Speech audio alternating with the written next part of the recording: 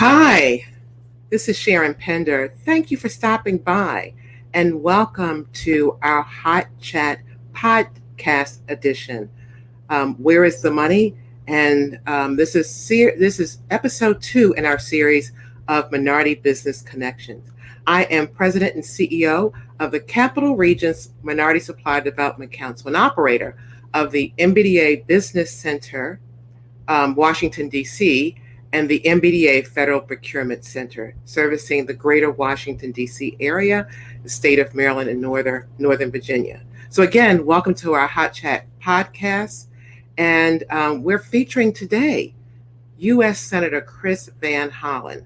We've created this podcast especially for you to get insight of legislation that's important to us, particularly for minority businesses, to listen to a leader that kind of knows what's going on, that gets us in terms of what we're trying to achieve and what impact it is to minority business owners.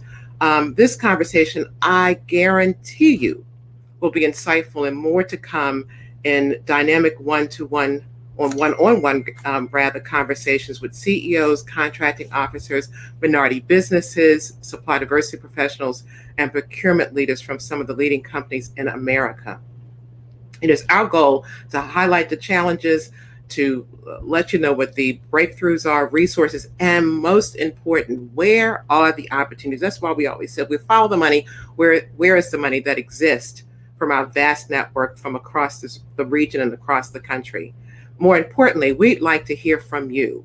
And be sure to visit our site at www.crmsdccares.com.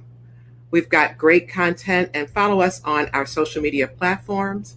But before we do that, we have to pay attention, give some attention to those sponsors that we certainly appreciate, that without them, this would not be possible. Exelon, our title sponsor, which of course is BGE and Pepco Holdings. And of course, we have Southwest Airlines. And pay attention, we may have some tickets available for you during this conversation. And of course, the Hilton, our MBE sponsors, AMCUS, JDC Events, CompuGain, of course, Capital One, SB and Company, and Stroud Priest, all MBEs. And then AARP, AT&T, BAE Systems, Bank of America, BWI Airport, Dominion Energy, Ellison, Fannie Mae, Freddie Mac, FRS, Horseshoe, Ideal, Leidos, Lockheed Martin, M&T Bank, Marriott McCormick, Metropolitan Washington Airport, National Bid Network, Washington Gas, Northrop Grumman, Peapod, Sodexo, Truist, Metro, WSSC, Wells Fargo, Zillion Technologies, and the United States Postal Service. So again, thank you, sponsors. Without your support, we could not do what we do in terms of providing resources, advice, advocacy, and pointing our minority businesses in the direction of opportunities. With that said, I'd like to get started today with our conversation with one of my favorite folks, and that is Senator Chris Van Hollen. Let me tell you a little bit about him, if you don't already know. Senator Hollen was Van Hollen was elected to the U.S. Senate by the people of Maryland in November of 2016. His top priorities include creating more and better jobs, strengthening small businesses, and increasing educational and job training opportunities for individuals for all ages in every community. Senator Van Hollen started his time in public service as a member of the Maryland State Legislature. In 2015, he released a comprehensive plan to address the problems of growing inequality in America and provide a blueprint for building an economy that works for everyone. Senator Van Hollen is proud to have worked successfully with members of both parties to pass bipartisan legislation, and he sits on the Appropriations Committee, Banking, Housing, and Urban Affairs Committee, Foreign Relations Committee, and the Budget Committee. He's a busy, busy man. Welcome, Senator Chris Van Hollen. How are you doing today? Well, thank you, Sharon. It's great to be with you on Hot Chat. I look forward to the time we can meet in person again. And I want to thank you for all your leadership as president and CEO of the Capital Region Minority Supplier Development Council. It's been an honor to work with you over the years and look forward to continuing to do so. And I certainly appreciate that. I remember I've been in this job, Senator, now for 6 years. It's like 6 fast years. But what I will always remember, as you kind of look back over your shoulder, is that you were always there for those important milestones for us. I remember when I just started this job. I remember when we won 5 years ago our MBDA grants, and you did the ribbon cutting for us. But I remember the best thing, I think, is coming on Capitol Hill when we had issues with our MBDA grants, and you were the first person we reached out to, and you welcomed us, you guided us, and more importantly, you helped solve the problem. And so for that, on behalf of the minority business community, we will always be very, very grateful for that. So thank you. Well, thank you. You're such an important engine of opportunity for small businesses, especially minority owned businesses. And we could not, grow successfully in our communities without the work you do. So I'm looking forward to this conversation because I think there is a lot more opportunity out there. I think so too. I just need to ask you one burning question for me. How did you decide to be a public servant? And the reason I'm asking that question, because it can be a thankless job. And so there has to be something special within that individual to make the decision to serve the public. So what was that for you? Why did you make this decision? Well, I really decided this was a way to try to make a difference. And there are many ways that people can, make a difference in their lives for the greater community. But, my story is my father was from Baltimore City. He went into the Navy. He married my mom. He went into the Foreign Service, actually. So I actually grew up some of my early years overseas. It was a back and forth life. And that gave me insights into two things. One, it was how the rest of the world looked to America as a beacon of hope.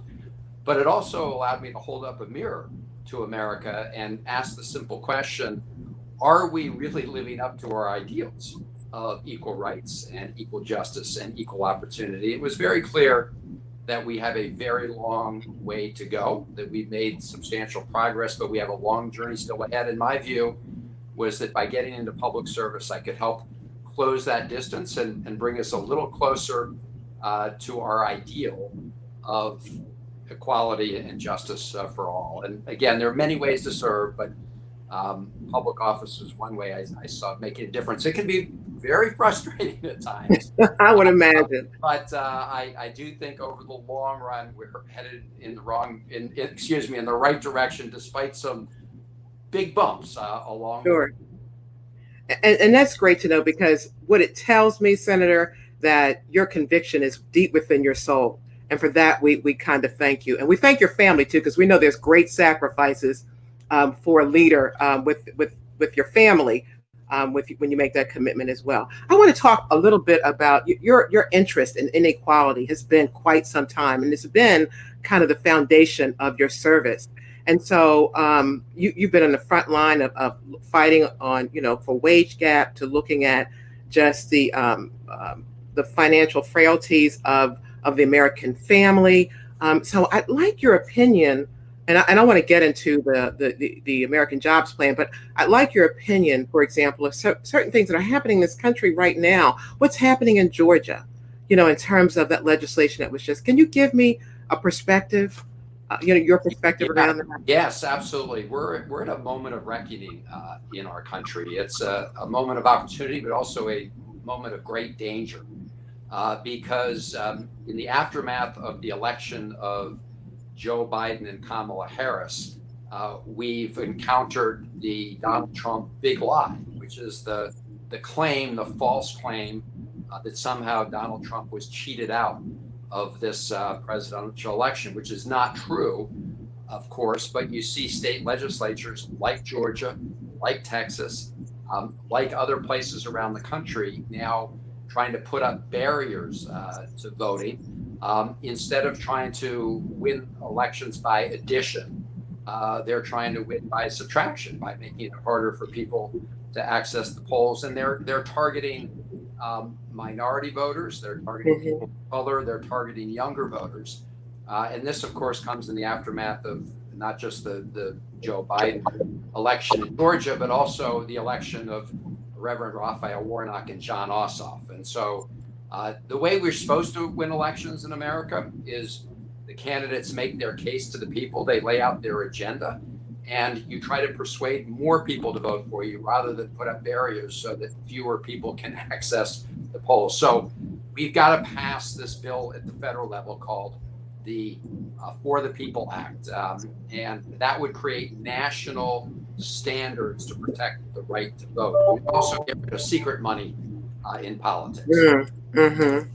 And you said that's for the people? It's For the People Act. It's H.R. 1, which has already passed the House of Representatives. Mm-hmm. In the Senate, it's Senate Bill 1. And it is now in the Senate Rules Committee, and it is a top priority, as President Biden has said.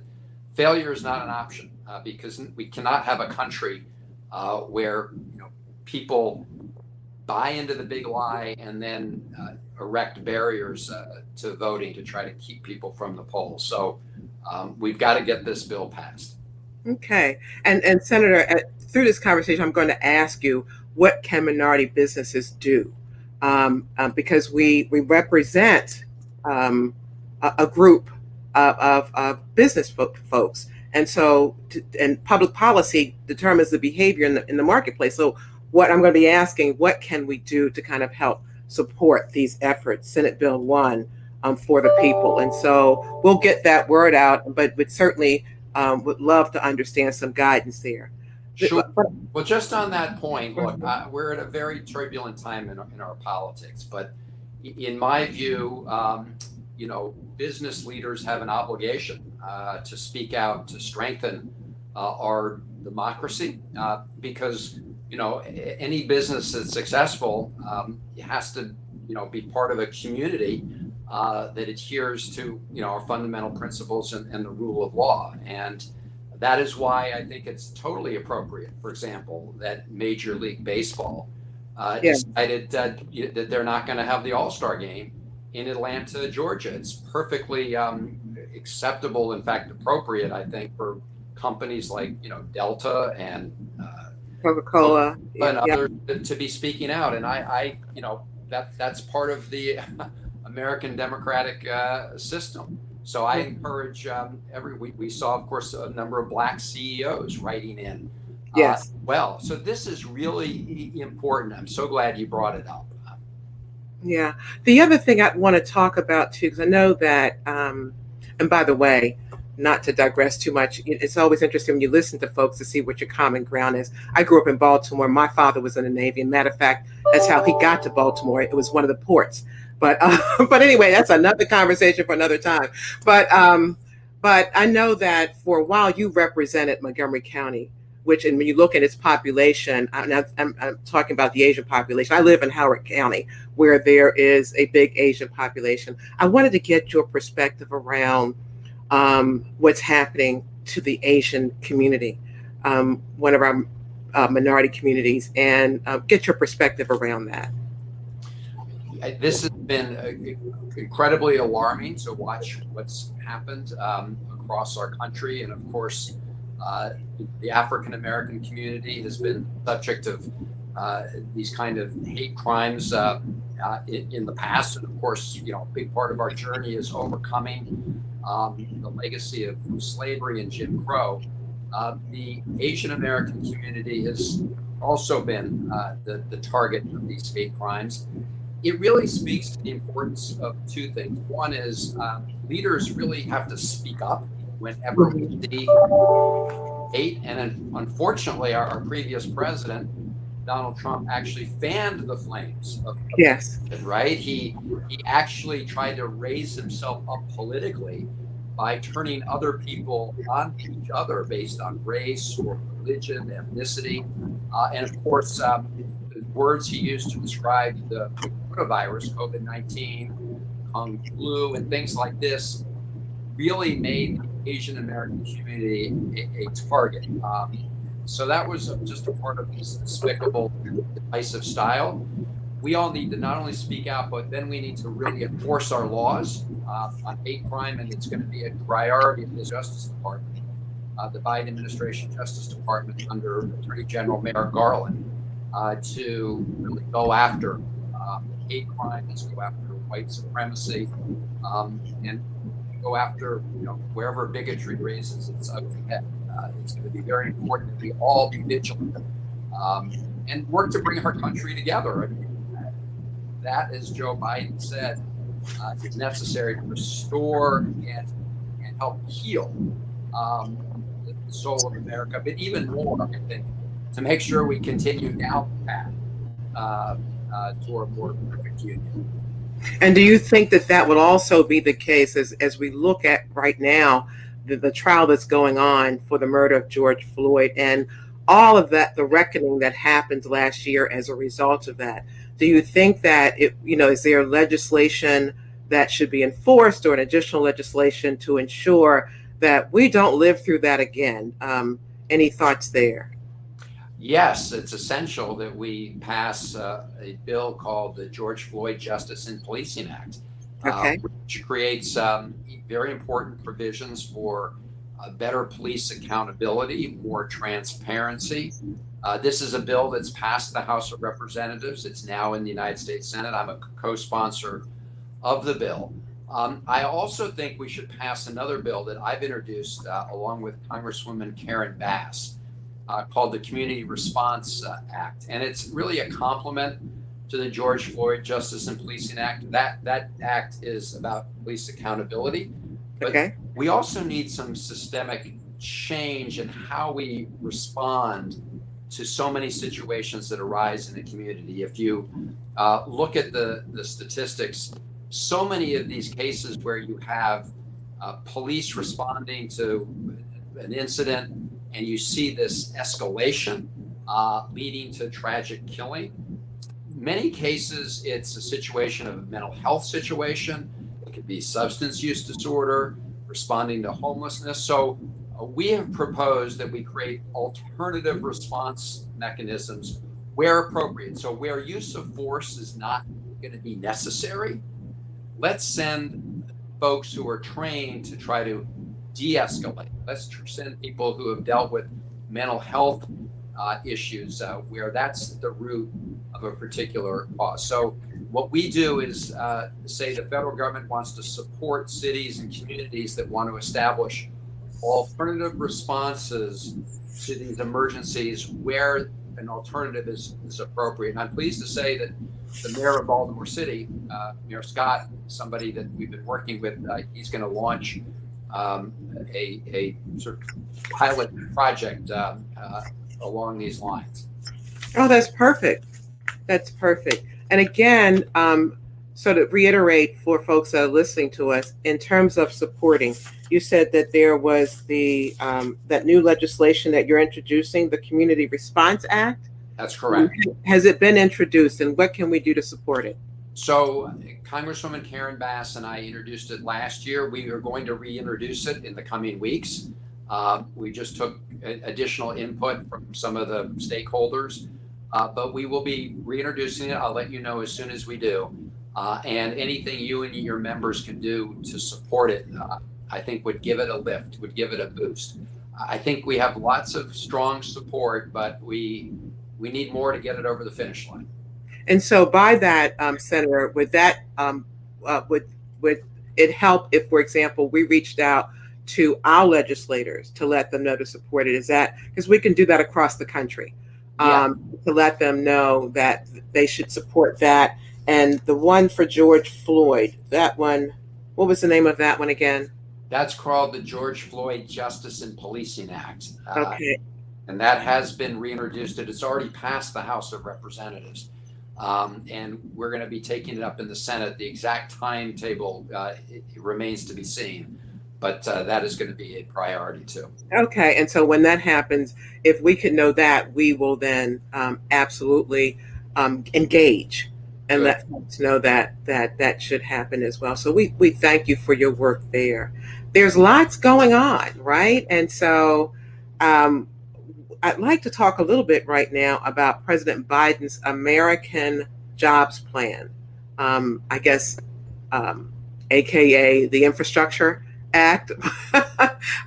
Just wanted to get your perspective there about about the plan itself. I know there's, of course, controversy, anything of this magnitude, but if you can give us a perspective, that would just be awesome.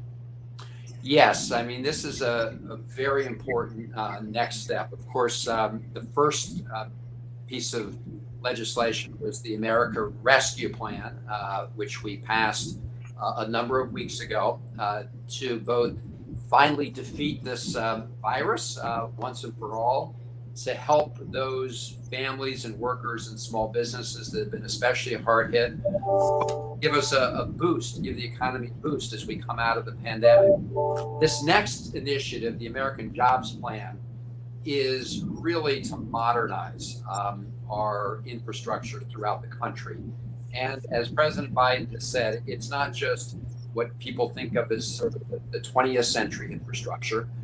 Yes, it does include fixing our roads and our bridges and our transit systems, but it goes beyond that to include things like building out universal access to broadband, making sure that we put people to work, building a new cleaner energy grid, that we deal with the housing crisis. The affordable housing crisis is an important part of this plan. And those are just some elements of it, in addition to making sure that we invest in our cutting edge research in order to compete with China and others who are trying to beat us at our own game. And importantly, it includes many provisions to ensure the active participation of minority-owned businesses and businesses and small businesses generally and in rural areas as part of this American Jobs.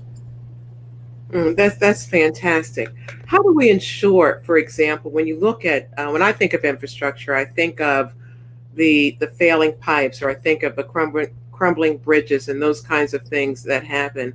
How can there be an assurance that when you look at urban areas that tend to be in cities that are mostly occupied by the poorest in our population, that they aren't the ones at the bottom of the list when things are done?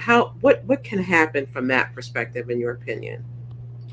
Well, I think that is the central focus of a lot of this legislation, which is to revitalize our urban cores, especially help those part of our cities that have been left behind, for a very long time. Mm-hmm. And it's comprehensive in that sense, because it will focus resources on transit systems so people can get to and from work more easily. It's going to focus on a lot of job training opportunities, because when we think about infrastructure, we often think of hardware, but there's also the software. I mean, after all, what makes businesses run is people power, in addition to capital and equipment. And so a big part of this is also job training, workforce training. And there's a focus here on revitalizing our urban cores, our cities. And so that is going to be a big part of my focus as this bill goes through the House and the Senate, is to make sure that communities of color that have been left behind really get a significant boost from the American Jobs Bill. Because right now, as we know, we see higher unemployment rates in urban areas. We see higher unemployment rates among African Americans. So our goal is to make sure that we close those gaps in income inequality and wealth inequality. I'm not under illusions that happens overnight, but it happens only if we're deliberate and intentional about making those investments. Key words being deliberate and intentional. I think that's real key. It looks like too that with the enormous price tag of things of this nature, there then breeds opportunity that minority businesses, for example, can have exposure to possible contracts as it comes down the pipes of some of this. I'm just trying to figure out how we can then be best prepared for that, right? Because when you look at something of this nature, it may come by once in a lifetime, of a business. And so, how do we make sure that minority businesses are at the table as this all emerges, as opposed to stuff being thrown over the wall and minority businesses scrambling to figure out how to be a part of? Any advice there? Well, yes, and that's why I think the work that you're doing is so important to keep your members informed of the opportunities that are going to arise, and also to provide input as we shape this bill in the United States House and Senate, because the president's proposal is, of course, the first step. It's got to go through the entire process, but he was very clear when he unveiled this the other day in Pittsburgh that this was an opportunity to make investments and provide contracts to communities that had been left behind in the past. He specifically mentioned minority-owned businesses, smaller businesses in rural areas, and he made it clear that this is going to be a whole of government effort, and that the whole of government is going to be focused on achieving these goals together. But I do think that as we go through this process, it's essential that everybody, focus on what's in the bill, and that we work together collaboratively. And then once it's passed, that everybody be aware of what the opportunities are. And on that point, I will say that there are a number of provisions in bills that we've already passed, including the bill we passed in December on a bipartisan basis, as well as the American Rescue Plan, that have substantial resources in them for small businesses and minority-owned businesses. And it's going to be important that everybody be fully informed of those opportunities as well. And I think, Senator, that to your point, there are other opportunities that minority businesses can look at. I think about, for example, the Defense Production Act. And they're, traditionally that's not some place that we would look, but because of the opportunity there, I think that the president, for example, through Title III, that establishes the president's authority to invest in specific industries, there may be the opportunity there that a focus can be on the support of minority businesses as relates to manufacturing, or any COVID related materials, and maybe those are the things that are there too. So I know it will take someone of your vision to kind of help look at, to your point, some existing things that are there, so that we can figure out how minority businesses can take advantage of it. And for that, I thank you as well. Well, the president mentioned there are a couple things in the plan that specifically relate to minority businesses. He mentioned really beefing up the manufacturing extension partnership. This is, out of the Department of Commerce to try to make sure that the United States remains competitive in manufacturing. And he specifically mentioned targeting some of those funds to minority-owned businesses. He also talked about more money for cutting-edge research in universities and colleges, and specifically said that he wanted to put aside $20 billion for HBCUs and minority-serving institutions. So there's also an opportunity on the research front for more partnerships between businesses and colleges and universities as they develop and spin off some of their research. And the fact that there'll be more focus on HBCUs. Of course, we have 4 great HBCUs in the state of Maryland, and so that's another big opportunity. And I was about to ask you about HBCUs, so that's fantastic. You're right. Saw what just happened recently in the state of Maryland around HBCUs. Our MBDA Federal Procurement Center is working with the White House initiative as it relates to HBCUs as well, relative to helping them build capacity in federal programming, that kind of thing. And so the opportunities are there.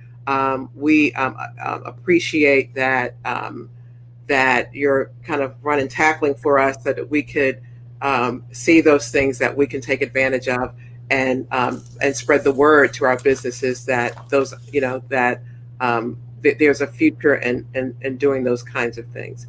As we kind of bring the conversation to closure, is there anything else, Senator, that you might want to share with our audience?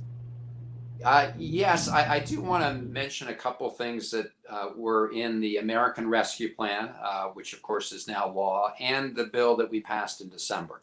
One relates to community-based lending, because that is, of course, a source of loans and capital for many startup small businesses. CDFIs are.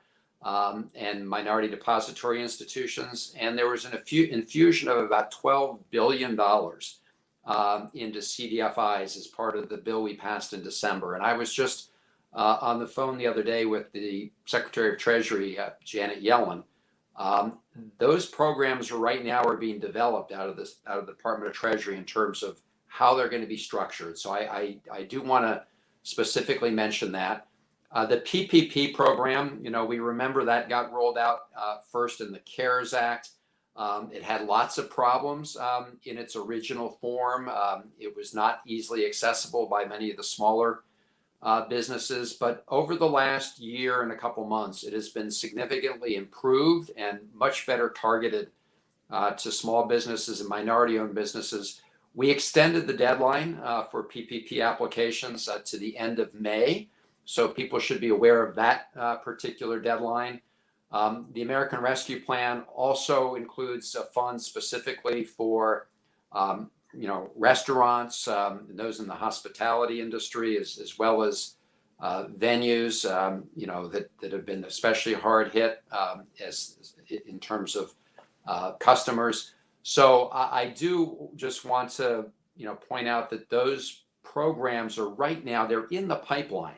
There's also a small business credit program, $10 billion as part of the American Rescue Plan that will be run through states.